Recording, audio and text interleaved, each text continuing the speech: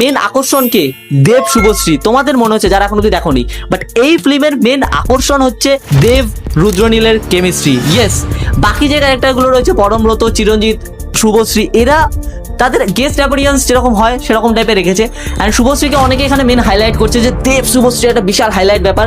But দেখো, দেব শুভশ্রী ক্যারেক্টারটা এখানে জাস্ট ফর রোম্যান্স সামথিং এরকম এই জন্যই রয়েছে, ঠিক আছে? অতটাও হাইলাইট কিছু নেই, যেহেতু আমাদের নস্টালজিয়াকে হিট করছে, যার জন্য আমাদের দেব শুভশ্রী জুটিটা ধূমকেতু সিনেমাতে আলাদা একটা উত্তেজনা ক্রিয়েট করে গেছে। এছাড়া আলাদা করে লাইমলাইট যদি কেউ নিয়ে যেতে পারে দেবের পরে, দেব যেমন রয়েছে তারপরে কিন্তু রয়েছে রুদ্রনীল।